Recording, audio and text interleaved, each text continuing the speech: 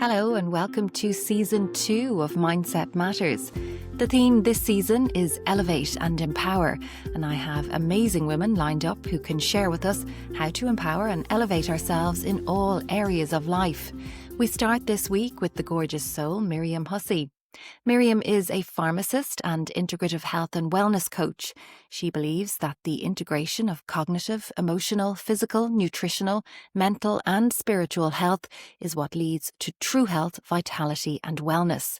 Her book, Light Up, is out today. Now, Miriam, thank you so much for joining me on my podcast, Mindset Matters. Tell me a bit about the book, your book, Light Up, which is out today, September 25th, and tell me why you wrote it. So firstly, thank you so much for having me and for holding the space today. My book, yes, is called Light Up. It's been a passion project of mine for as long as I can remember, actually, and I've always wanted to write a book, even as a young adult, a young child growing up. It was always something that I had in my heart. So to see it now come to manifestation and to come into existence is really beautiful.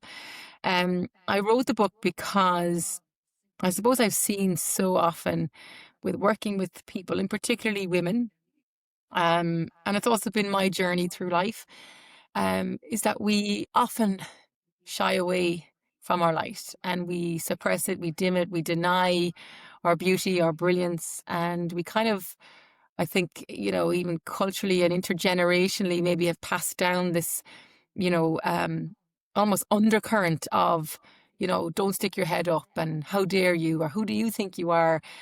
And we kind of, shy on our gifts. And this book is written to allow people to refine that light within, to find their worthiness, to open their heart and listen to the essence of what their soul is trying to communicate and tell them, and to live a life that's aligned to their heart, to their dreams, to their desires, to, as I say in the book, listen to the soul's script and then go and expand it and grow full in its light. And also on the journey to getting there is I bring in my background, which is pharmacy, and looking at an integrative approach to how we can look at our health and our well-being, which impacts everything in our life. If we're not well, if we don't have energy, if we don't have vital force, enthusiasm and passion for life, well, then everything gets affected, from our relationships to our career, to our productivity, to our performance, to our overall joy and satisfaction in life. So the journey is looking at how we can integrate the mind with the body and the soul, and look beyond just the physical in terms of our health and well-being. Look beyond the pill for every ill. Look beyond just looking at the mechanics of the body, but actually looking deeper as to what's the root cause that's causing the lack of ease, which generally stems from a soul not being suppressed or lit up, and sends ripples into the mind, causing anxiety and tension in the mind. And then that sends ripples into the body, into the nervous system, causing dysregulation. When we're dysregulated, that's when we get sick. So it's that journey inward, but using the pharmacy and the science as a way to, I suppose, marinate with the spirituality, and knowing that it's all connected. And one line that struck me at the beginning of the book when you're explaining a profound emphasis on the soul as the focal point of our overall well-being. So for people who may not be as familiar with why and how the soul is crucial to our well-being, just talk me through what you mean by that. Yeah, I really do believe the soul is probably the missing pillar in our modern world of wellness. We tend to focus so much on the physical, which of course is important. And now there's much more awareness on the mind and the emotional body, which of course is so important, and that mind-body connection. But the soul part, I feel, is still unexplored or undiscovered, or maybe just not spoken about or understood. And for me, that is the essence. That's it's the true light within. It's the space of where our divine grace lies. And the soul houses everything from, your dreams and your goals and your desires and your characteristics. It's your inner spark of light. And irrespective of your shape or size or what color your skin is, it's the energy that you exude when you walk into a room. And we all know when somebody walks into the room, if their energy is expansive and it lights up the room and it fills the room, or we know if somebody walks into the room and their energy is very suppressed and closed, and hidden away. And really what lights up the soul is, are you living a life that's attuned to what's true for you, to your truth, to your core values? Or are you living a life that you think you should be because it looks good on paper? Or you stay in the job because, your parents or, your partner thinks it's a good one? Or you stay in a relationship just because it's, it's okay, but deep down, it's toxic, or it's not lighting up the soul, or it's not nourishing you.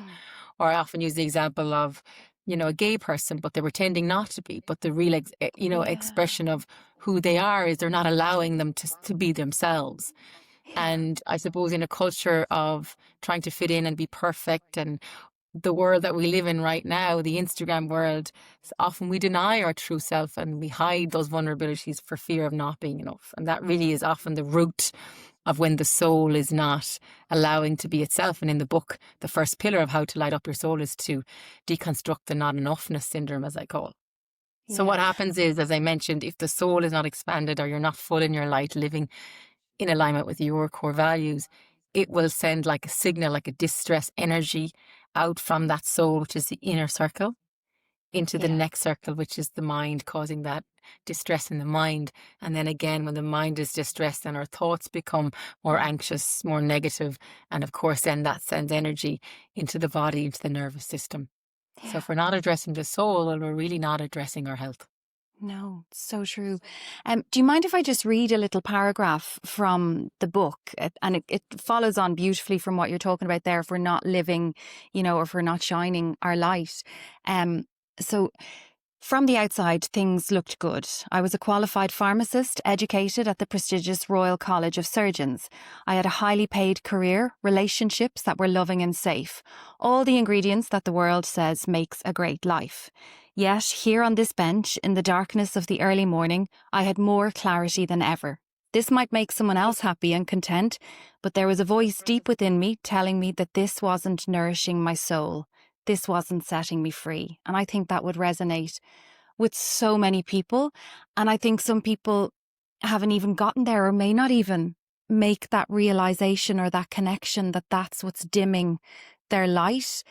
But there will be people listening who that will land with, and that's the start of your soul whispering. Is that how you would describe it? Yeah, thank you for reading that. It's lovely to actually hear somebody else read it out loud. But yeah, I think the soul is always trying to communicate through us, through little, intuitive nudges or whispers or little pokes. And what happens, unfortunately, in our modern world is we're so busy and distracted that we don't hear them. And we often don't hear them when they're a whisper. And then they get louder and louder, and eventually then it becomes a roar in the form of a burnout or a breakdown or a diagnosis or something that the body says, oh, I can't run from this anymore. I actually have to stop and listen. And that's when the red flags kind of go up. But I would always say to people, instead of being afraid of that, instead of being intimidated by that or scared, it's to turn that totally on its head and reframe it and go, wow, let's get curious about this in a very understanding, compassionate way, rather than taking the whip out and, and beating ourselves up again for yet again, maybe failing or not listening. It's absolutely not that way at all. It's to reframe, to move away from the judgment, because the only time that we can really heal and repair and take care of ourselves is if we come at it first and foremost with understanding and compassion and graciousness. And we deal with those emotions that might be trying to stick their head up. We deal with those past traumas potentially that have not been healed. We open those wounds to not to stew in them and to stay stuck in them, but to understand. And then we try and stitch it up. Then we try and, sew the soul back up. Or I don't think the soul ever gets tethered, because the soul is just pure light. It's just trying to shine. But what happens is it gets blocked. I often say in the book, it's like, if you can imagine your heart is like a mirror, and the mirror is dirty and it gets covered in dust and cobwebs and dirt. And if you go to look in that mirror, you won't be able to see your reflection. You won't be able to see the true essence. The heart is the gateway to the soul, and I believe the soul speaks to us through those emotions of the heart. And we use the breath as a way to drop in energetically to cleanse and clear the heart. And then that allows us to now, it's like cleaning the mirror, to actually see, hear, and feel what it is our soul is asking or longing for. And then we make decisions. Then we don't just sit there and stew. Then the action part comes where and this is the part that sometimes can be difficult, because people often say to me, well, if you're listening to your heart and you're, listening to your soul, should it not be all easy and rosy and in flow? And I would say yes and no. But in order to get there, it's like you have to cross the bridge. And sometimes, the bridge is broken and you're standing on rocks and it's a bit bumpy. And that's life. It's not going to be all rosy. But what happens is when the storms come and when the winds of change come, if you're grounded in your values, you know what your truth is, you know what's right for you, well, then you'll weather the storm with much more ease and grace, and you're less likely to your bum and floating down the stream in the wrong direction, if that makes sense. Yeah, you're more kind of, I don't know if control is the right word, but you're not being carried. You're a willing participant in whatever might happen. Yeah, and I think there's a certain element where you are carried, and I believe that's the surrendering part, where you surrender to the divine grace or whatever it is. I call it the divine grace. I believe in a God. I have faith, so I believe in that. Other people might just believe in the universal flow of energy or universe. So there is an element where you have to firstly release what's keeping you blocked and locked. You have to firstly have the awareness. What is it my soul is asking me for? What is going to bring me to a place of more peace, ease, and joy and grace in my life? What are the things that are keeping me stuck and in stress and strain and struggle? And that might be, maybe I have to look at my relationships or the career or the jobs or my environment or whatever it is. That you have the awareness, then you have the action where you make a new change or you create a new habit or you do the practices in the book. So that, like your meditation and your visualization and your gratitude and all of these things are toolkits that allow you to drop into the spirituality, to access the soul. I often use these as gateways, the spiritual gateways to drop you into the anchor, which is your soul. But then there's also a part where you surrender and you let go and you trust. Because what happens is we can sometimes be guided so much by the head, which is the ego, that sometimes overrides the heart, which is the essence, which is the soul part. So there is an element where you do what you can, but then you send it out and you trust and you wait and you surrender to the divine timing, knowing that if it's meant to happen right now and this time it will, and if it's not, well, then something better. And that part is a big part of, going with the flow and being, if you're going with the flow and you're being brought in the direction of your dreams, in the direction of what your heart is longing for. But we don't want to be flowing in the direction and keep flowing and being pushed or, in the direction that's not nourishing your soul. Exactly. Where you're not getting off the raft and it's bringing you to, a destination that's actually toxic to your soul. So I hope that makes sense. Completely. Yeah. I want to chat to you about your principles when it comes to empowering yourself or lighting yourself up. Yeah. And again, like for me, everything comes back to simplicity. So how can I do things regularly and often that are not going to cost anything, that don't take up that much time? Because let's face it, I'm a mom, I have 2 young kids, and I'm sure people listening to this, I hate using the word busy because it revs up my nervous system, but there are a lot of busy people in the world right now. So it has to be practical, it has to be simple, it has to be sustainable, and something that you can do consistently. And let's face it, that's not going to cost too much or take up too much time. So these are the practices, and I share them in the book, that like you can even do before you get out of bed in the morning. So it's something like closing down your eyes and taking 5 slow, deep belly breaths. Connect to, if you want to use the empowered part, as you mentioned, connect to the core, connect to the solar plexus, which is in the belly area, that chakra for developing inner confidence and courage and igniting that light within. So maybe even doing like a visualization where you visualize the color of the sun, the light beaming out from you, and this is burning through the barriers of fears and doubts and allowing you to activate that warmth, that strength within you, that divine goddess energy that is within us all, but sometimes it's just lying dormant and needs a little poke to be reignited. Empowerment things like using affirmations, doing your mirror work. So going to the mirror, looking into your eyes, saying something kind and loving about yourself to yourself, using an affirmation to say things like, I'm willing to empower myself today. I'm willing to nourish myself today. I'm willing to back myself, and these can all be done like before you even get dressed in the morning, and can be done within 2 minutes, when done often and regularly, really shift the way we see ourselves, the way we connect to ourselves, the way we honor and nourish ourselves. And if we're doing that regularly, then we naturally make decisions that are going to be aligned to those values about ourselves.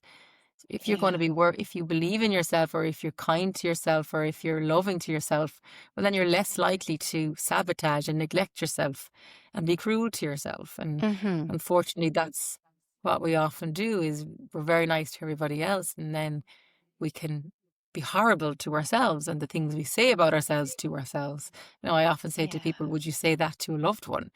And the likelihood is no, we wouldn't. Or would you act in a way? So if you're upset or tired, do you go to the fridge? Do you ram the food down? Do you have, too much wine? Or do you then sabotage yourselves? But you would never do that to a loved one if they were upset. So it's just looking at reframing things as well, and bringing in practices then that activate, as I said, that solar plexus. So movement, moving the body out, stretching, putting on some music and having a dance. Again, you can do this in your bedroom before you even go downstairs. And what you're doing is you're helping to move out those stressful emotions, move out those fearful emotions, shift your chemistry. You're literally changing your biology and your frequency and your chemistry by activating things like serotonin and dopamine and oxytocin. And again, like something simple as just wrapping your hands around yourself and giving yourself a hug, taking a moment to bow your head down towards the heart, the altar of the body, and just say something like, I see you, I hear you, I've got you, and I love you. So no matter what is thrown at me today, just even reiterating that phrase or that action a couple of times throughout the day, or even those butterfly taps where you're just cross your elbows in front of your body, your torso, and you just literally tap on your shoulders, just there in your collarbone region, and you're just regulating that nervous system, coming back to a state of, it's okay, I've got you, I hear you, I see you, and I love you. And that's very empowering as well, because now you got yourself, you back yourself, and you're more likely to say things and do things that are going to be more empowering and more efficient, I suppose, towards what it is that you need and desire.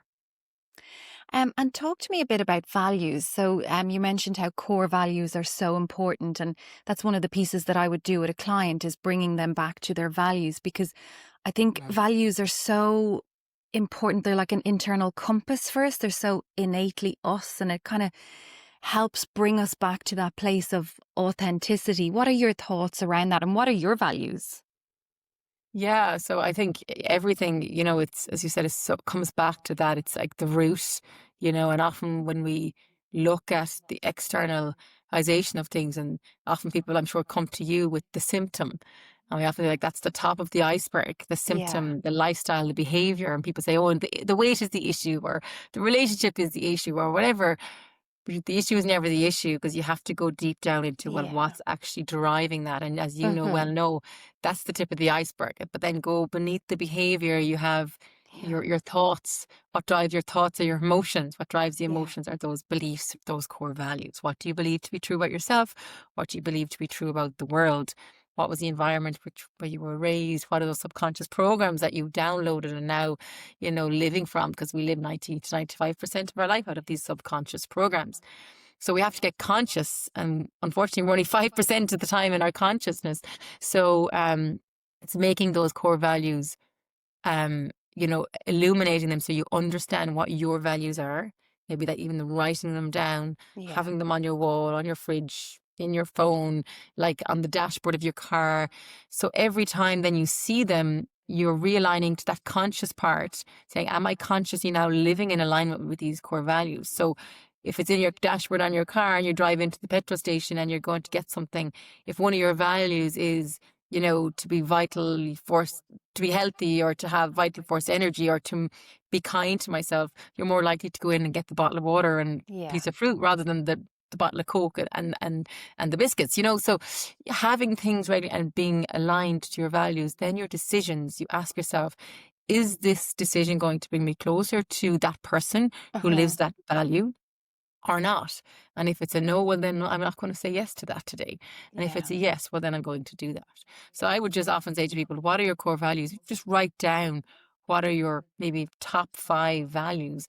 And of course, in life, there's phases and stages, and they might change and they might shift in terms of, where you are. But the reality of what will stay the same, if it's like, honesty, humility, whatever they are, what are your values? And then ask yourself, am I a person that's showing up every day living these values? Is the way I'm acting and behaving and interacting with myself and with others a demonstration of a pillar of these values or not? And if not, what do I need to tweak and change in order to make sure that I'm aligned with these values? Yeah. In the book, you give a real honest and lovely account of motherhood, and it's not sugar-coated, it's real, it's your account. And that so-called notion of having it all. And I've never believed that. I don't believe in having it all. We have what we have at certain points, I think. And that was one of the contributing factors to me leaving my job as a journalist, the so-called good job, the thing you don't do. But I knew I couldn't be the mum that I wanted to be and also be the journalist that I had been. I just knew the two were not going to work together. And so I made that decision to be at home with Tig, and I don't regret it for a second. But I don't think it's easy to come to those realizations. And I don't think it's easy then to take action from that place. What do you think? It's a great question, and it's one obviously that I am, it's really dear to my heart, and that's why I have spoken about it in the book, because I see the tug of war and the internal strain and guilt that so many parents, but women in particularly, I think we've nearly been, a little bit of a disservice to ourselves as women. We've been now saying we can do it all, and here's the great career, and here's the role as a mother, and but because we've now given ourselves so much opportunity, we're also depleting ourselves in every angle, and also failing ourselves because now we feel like we're not doing anything right sometimes. And if you're kind of half here and half there, sometimes, well, I know that's how I felt, that I was kind of, and I still do at times, feel like, I'm kind of half in, half out, half there. This is how I felt in my pharmacy role as well, when I was working as a pharmacist, and I was doing my integrative stuff on the side. It got to the point where I was like, I can't do both anymore because I'm giving myself to both directions, and now I feel like nothing has been done correctly, and that's where I made the decision. This is where my soul is asking me to go right now at this phase and stage in my life. And as you said, sometimes it's difficult, and it is when you're making a change, it's very difficult, and the ego screams at you to say, what are you doing, you crazy woman? Stay in the safety, stay in the safe, secure job, stay in there, don't leave, because the ego is frightened of it's trying to protect you, really, but long term it's not really protecting you, because it's keeping you locked and blocked and stuck somewhere that's not actually not what the soul wants. And again, as I mentioned earlier, the soul is trying to speak to you and scream to you, and it will speak to you in those little nudges, like the guilt or those inner intuitive feelings when you're kind of saying, oh, this doesn't feel right, and sometimes we just say, we normalize it, and that's what's happened in our modern world, is now that's feeling has become normal. Sure, everyone's doing it, it's grand, sure, that's just the way it is now, get on with it. But deep and down your heart saying, that's doesn't feel right. So why am I not listening to that? So what I would say to people is, yes, sometimes it's difficult to make an aligned decision, a decision that's true for you. But what I often would say is, and I've done not my research, but in my own journey, I sat with a lot of women when I was trying to make the decision in my life, what it is I wanted to do. And I've made the similar decision to you that I, wanted to be at home with my kids and I will never get this time back. Everybody Yeah. is different, but this was Mm-hmm. what was coming up for me so Yeah. strongly. Yeah. And I sat with women of all ages, particularly older women whose kids were now older. And every single one of them said to me, Miriam, I regretted it, or if they made that decision similar to the one I was trying to make, they'd said, I never regretted it. So it Yeah. basically, it was saying, make the decision that's aligned to your heart and that feels true for you. Yeah. And what I would say is, and in the book I talk about that, like we can't do it all. And I think it's women that need to give women a break. Yeah. I think we need to say, put our hands up and say, let's, like, rather than putting more guilt on people, saying, Mm-hmm. actually, let's freaking do what Yeah. nourishes you, do what brings your Do what soul you life, want to do. do what Yeah. you want to do, and Yeah. ultimately do what's going to nourish you most as a Yeah. woman, as a mother, as a career, whatever it is. Because the last thing we want is people feel like they're useless and Yeah. unworthy and feeling like a failure. And I feel that's what's happening in today's world. So what I would say to people, make a decision that's true to you, listen Yeah. to your heart. And yes, it can be hard, and sometimes there might be judgments from other people, but Yeah. just let that go. Yeah. And sometimes it makes making sacrifices. Mm-hmm. Like when I was making the decision to stay at home, I had to sell my car. I was like, Yeah. okay, we don't need two cars. That's fine. You have sometimes you will have to cut back, or you will have Yeah. to cut corners, but then you decide what's most important Mm-hmm. Yeah. and what's going to bring you and your family and your lifestyle the greatest amount of ease, joy, and one, I think that when you're older, you look back and you say, at least I have no regrets, Yeah. and everything can be changed. That's it. When I was leaving the pharmacy, the biggest thing I said was, okay, if it doesn't work out, I can always go back, like, or I can get a job doing anything. Yeah. So everything can be reversed and changed if you feel like it's got the wrong decision. But what Yeah. I would say is, you will, unless you do it and follow the heart, then you will always have regrets. Yeah. And you're And not life going to is know too if you short. don't try. Yeah. Yeah, life is. It's, as we always say, myself and Jerry, it's not a dress rehearsal. You Yeah. get this one shot around the clock, around the your lifetime, your lifespan, and do what's important and prioritize that for you, Yeah. and not for what it looks like in the external world. No, that's it. And I think it's a really important thing to say that not what it looks like to the external world, and to let go of judgment, because I found at times the judgment was heavy.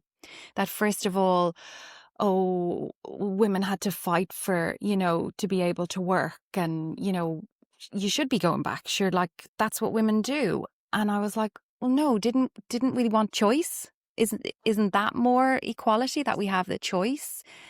And then being conscious and saying that other people might feel, oh, well, isn't it well for you that you can, Mm. financially or whatever. But like, we made a lot of sacrifices financially. Our holidays have been on hold, and I'm totally okay with that, because this is my season and this is what I've chosen to do.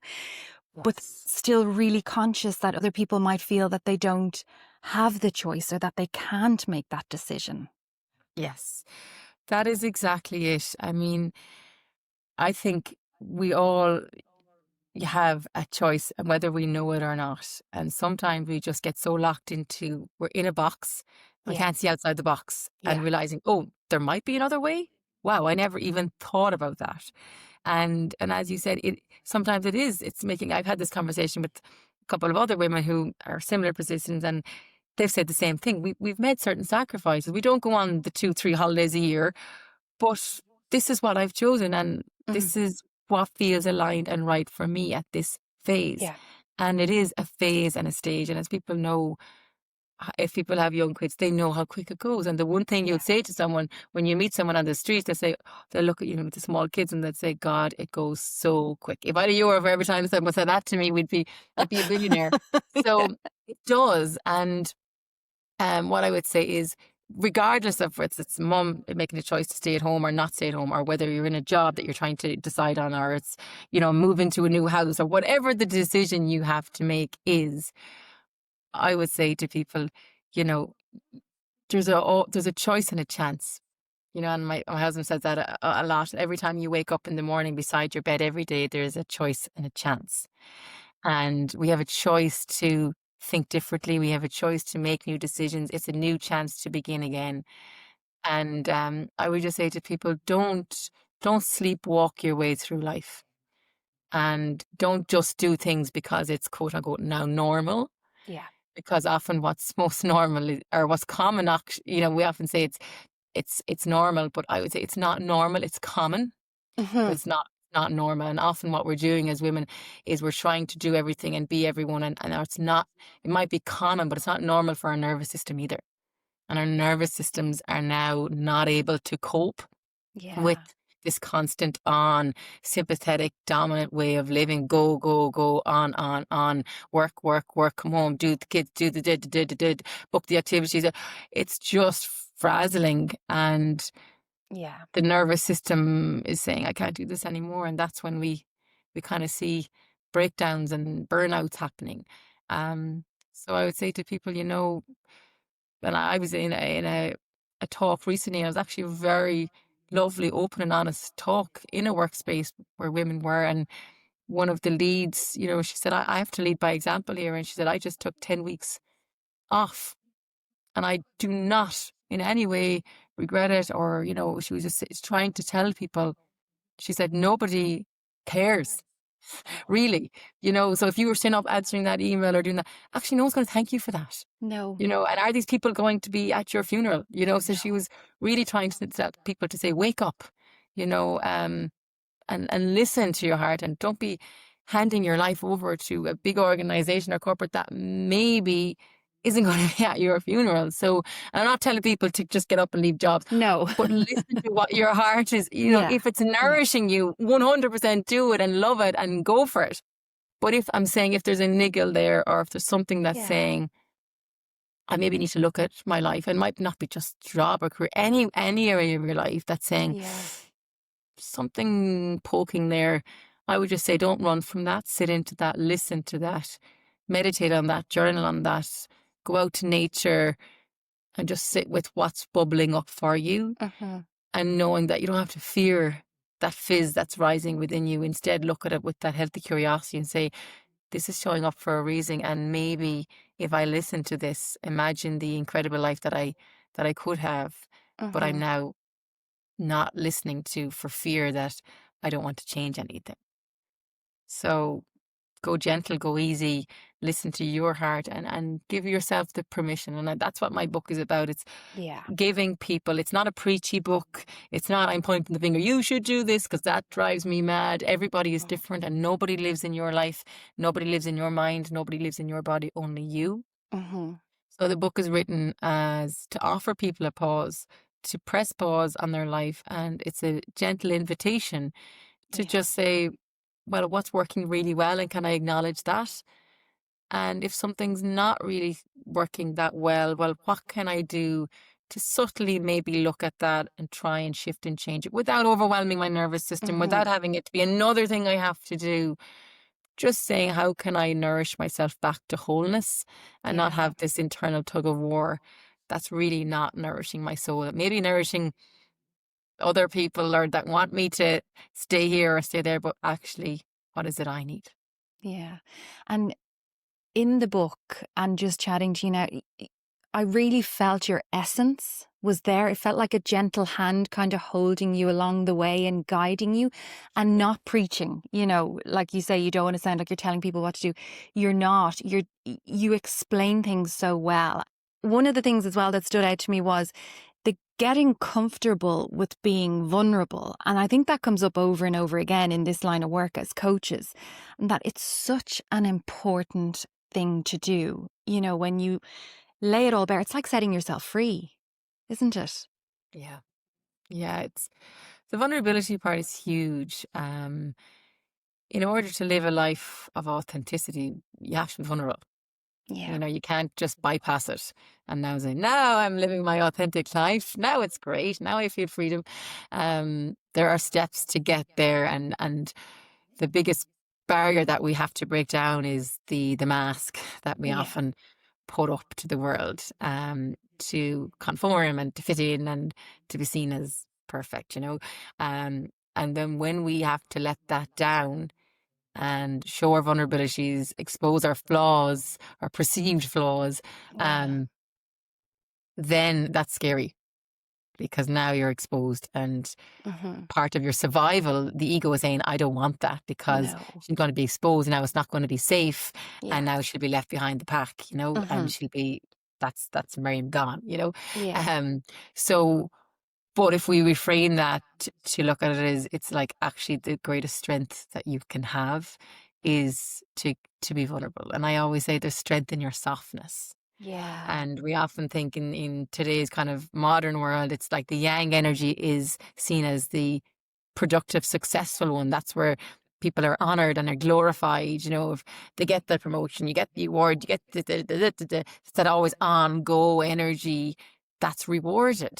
Yeah. And often That's what's not rewarded is, as we mentioned, the mum that stays at home, probably doing like one of the most incredible jobs there is to raise the next generation, or that yin feminine energy often isn't rewarded as mm-hmm. enough as I believe it Yeah. should, really, Yeah. because that's that divine feminine energy. And in the book I talk about Mother Mary, and she's been a huge inspiration for me, and that to me glorifies strength, dignity, integrity, strong, yet calm Mm-hmm. and loving and nurturing.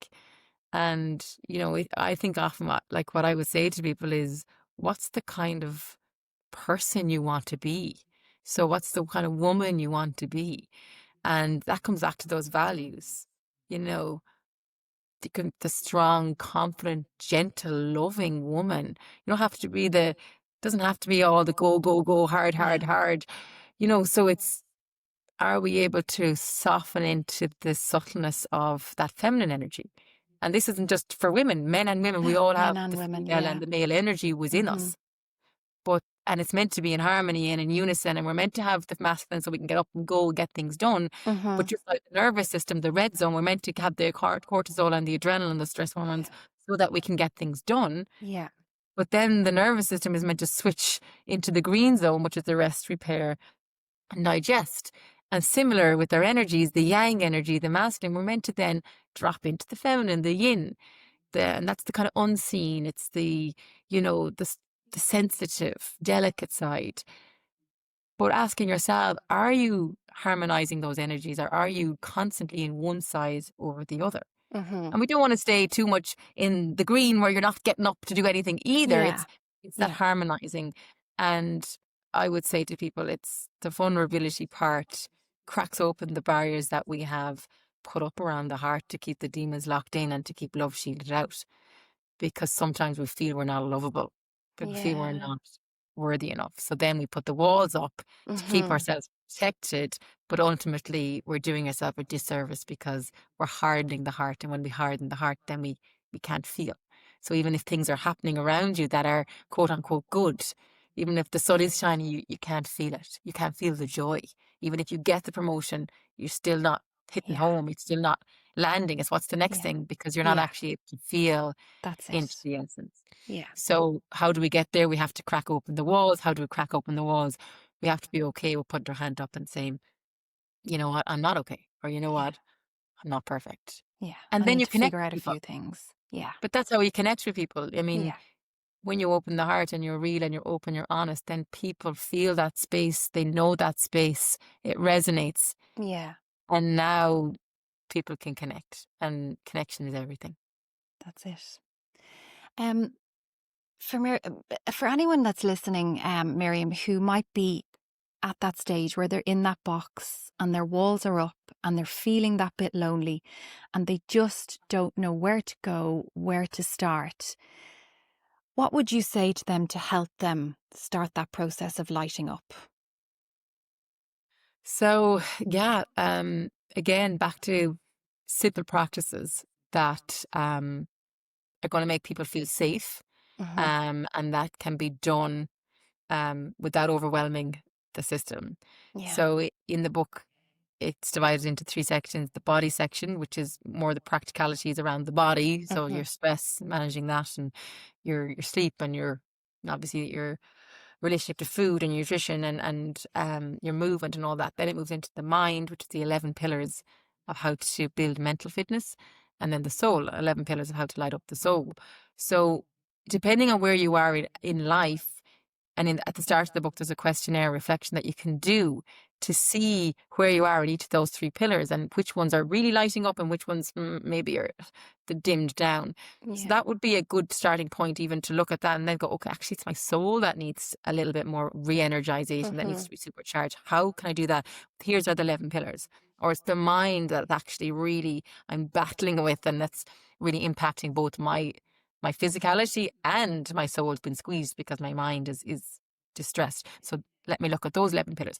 But it comes back as a broad stroke, and everybody's different. I would say, firstly, we have to get quiet enough and still enough to unplug and just from the distractions of the external world, because the more we're busy and going is the less we can feel into those intuitive feelings and Yeah. messages. And unless we can feel into them, when we feel into them, then we know what to do.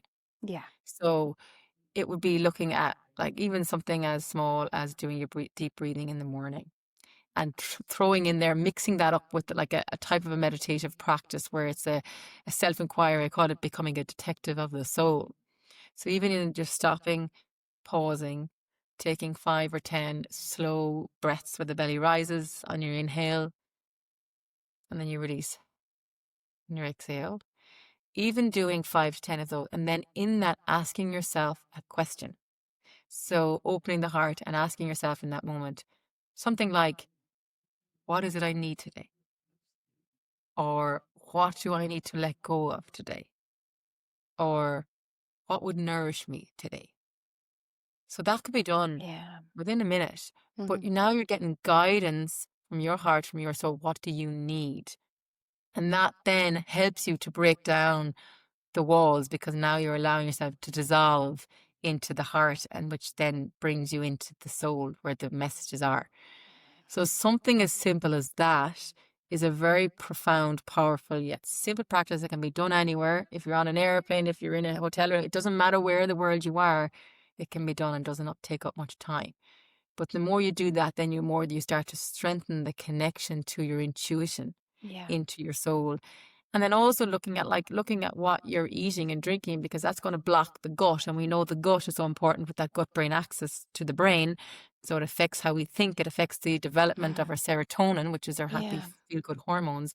So if we're eating a lot of processed food and crap, that's going to block and clog the gut, our immune Mm-hmm. system, and energetically block those gut feelings that we've often heard Yeah. about. Yeah. So we're looking at little practices, drinking more water to reduce brain fog, moving the body to release out stagnation and blockness, and then allowing yourself to get into flow state. And when you're in flow state, you get those natural endorphins, endogenous morphine, that's bliss.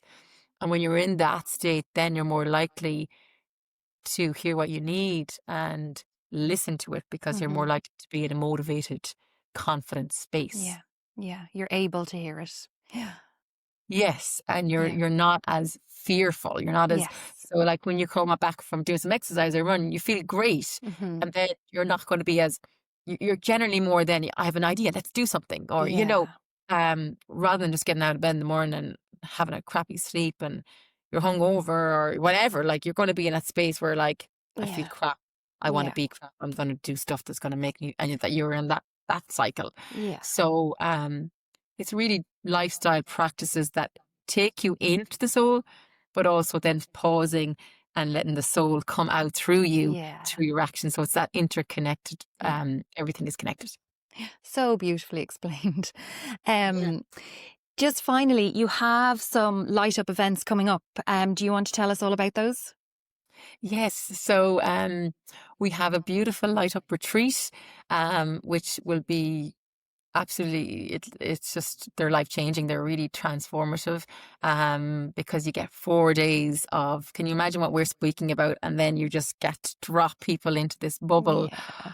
of nature and beauty and amazing people, and you go through a journey with them. You're there for 4 days. You feel like you're there for 4 years in some ways, because it's just, when you slow everything down, Yeah. time expands, you know. Mm-hmm. So we go on a gorgeous journey with people. And this retreat is going to be based on the essence of the book. So it'll be taking people through these 3 pillars, practical things that they can apply, but also allowing them to release, firstly, what they need to let go of, Mm-hmm. and then kind of stitching back up and bringing back in, well, what's going to light you up? What's going to bring that sense of fluidity and flow into your life? So that's happening in October, the 19th of October to the 22nd, down in the beautiful Armada Hotel in Spanish Point in Clare. So right on the cliff. So really right in the Gorgeous. immersed in nature. Yeah. So that's coming up, which we're really excited about. Obviously the book is available now to either get online or in bookstores, which is really exciting. And then stay tuned, because I'm hoping to do some light up events myself as well. Lovely. Either early in the new year or maybe this side of Christmas, but we'll see. Stay Yeah. tuned to my social media for that. Yeah. Make sure to keep your eyes peeled for those events. That's all for this week. Next week, I'll be diving into how we can empower ourselves financially with money expert and coach Cal Gallivan. This is a must listen if you're interested in learning about how to take control of your finances and making your money work for you.